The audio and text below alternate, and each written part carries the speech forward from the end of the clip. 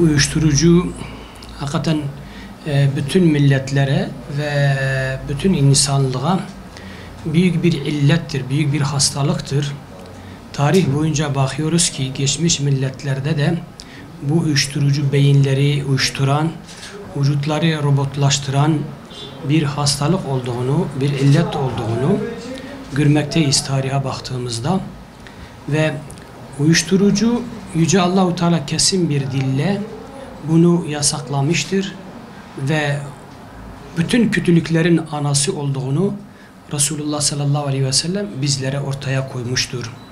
Ailelerin huzurunun kaçması ve birbirlerinin düşmeleri, öldürmeleri veyahut sokak ortasında, parklarda onların cesetlerinin bulunması hakikaten sebebine bakıyoruz ki uyuşturucu maddelere bağımlılığından dolayıdır.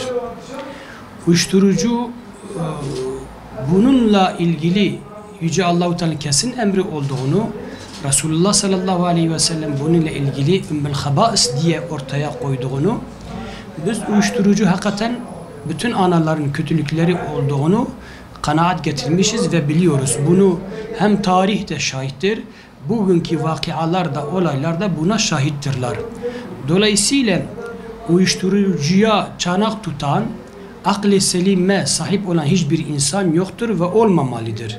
Ancak kimler bu uyuşturucu maddelerine çanak tutar, onların menfaati icabı, onların ekmeklerinin kesilmesi veyahut da onların sermayesi zaten uyuşturuculuk malzemeleridir diye ancak onlar çanak tutarlar, alkış tutarlar. Yoksa akli selim, vicdan sahibi olan her insan, hele hele ehli iman asla ve asla zaten böyle bir şey onunla ilgili düşünülemez. Mutlaka buna karşı savaşmalıdır, mücadele vermelidir ve bu davranışlarda hem kendini hem toplumu korumalı, muhafaza etmelidir. Bu manzarayı gördüğümüz zaman dünyanın her yerinde görüyoruz ki bu yaş, kötülük yaşları gitgidikçe artmaktadır. Bunun sebepleri çoktur. Birkaç tane izah edebilirsek, bu baştan özellikle bu internet ortamlarından, televizyonlardan ve değişik filmlerde bu uyuşturucu maddeleri çocukların göz önünde cereyan ettiği için haliyle bir üzüntüseme söz konusu oluyor.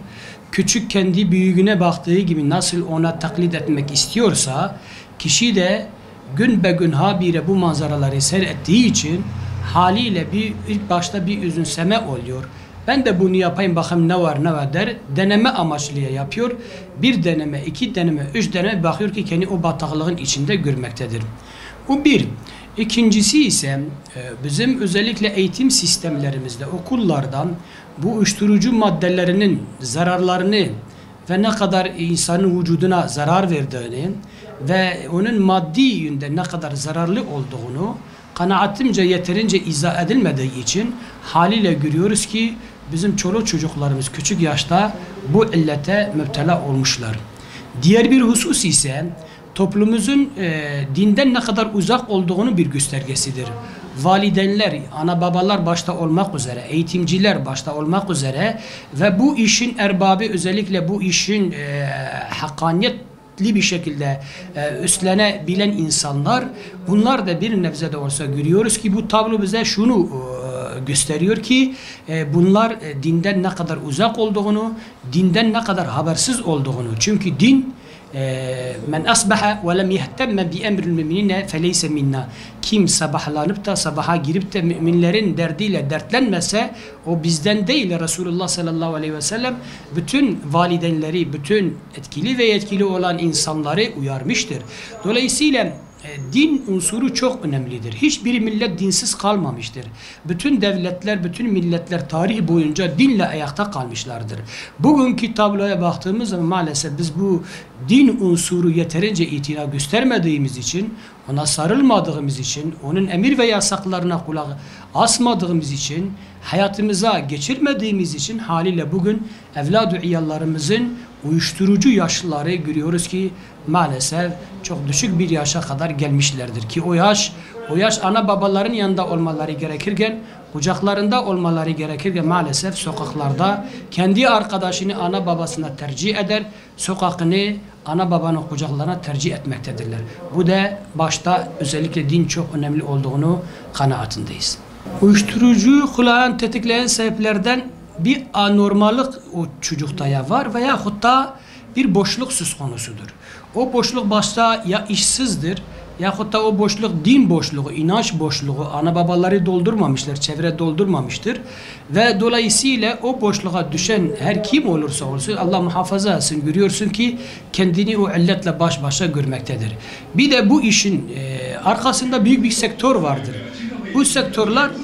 Bu sektörler çok faaldırlar ve çok canlı bir şekilde çalışmak, organizeli bir şekilde çalışmaktadırlar. Dolayısıyla bu organizeli bir şekilde çalışan sektör elbette yani Resulullah sallallahu aleyhi ve sellem bir hadisi şerifinde ise diyor şeytan toplumdan ayrı düşen şeytan onu kaptırır. Yani kurt sürüden geri kalmış olan koyunu kaptırır. Dolayısıyla insan da kendi o boşlukta hissettiği zaman haliyle insi ve cinni şeytanlar musallat olur ve onu kaptırır. Nestaizu billah, Allah-u Teala bütün toplumu ve bütün nesillerimizi bu illetten korusun, muhafaza eylesin. Hakikaten büyük bir tehlikedir. Hem bedenen ve hem dinen, hem aklen, hem ruhen ve hem maddi ve hem aile hem toplum olarak her tarafa zarar saçmaktadırlar, zarar vermektedirler. Allah-u Teala bizi korusun, muhafaza eylesin. Şunu diyebiliriz valideynlere, daha gençtir diye onlara bir şey olmaz, gençliğini yaşasın diye bu anlayıştan vazgeçmelidirler. Yani hani diyorlar ağaç yaşken eğilir, dolayısıyla hala küçük yaştayken o genç kendini bulabilir, kendini kavrayabilir, kendini yol haritasını çizebilir. Ve gençler de ben şu anda gencim bir şey olmaz, biraz yaşlanınca ondan sonra tövbe istiğfarlara bürüneceğim. Birçok gençler, birçok ihtiyarlardan evvel vefat etmişler. Gidip kabir mezarlıklarına baktığımız zaman, doğum ve ölüm tarihlerini göz önünde bulundurduğumuz zaman görürüz ki bir 10 tane genç, hala bir tane yaşlı ölmüş diyebiliriz. Onları ayırt edebiliriz. Ve valideynler mutlaka onlara düşen görevleri kendileri yapmalı. Eğer yapamıyorlarsa onları dini kurum ve kuruluşlara gönderip özellikle şu anda yaz Kur'an kursu olma hasip yaz Kur'an kurslarına göndermeli, camilere göndermeleri ve dini duygulara hassasiyet gösteren dernekler, vakıflar, camialara göndermelidirler ki onlara düşen vazifeler onların adına yapmış olsunlar. Ve bu hassasiyeti gösterdiğiniz için sizlere teşekkür ederiz. Allah razı olsun. Sağ olun.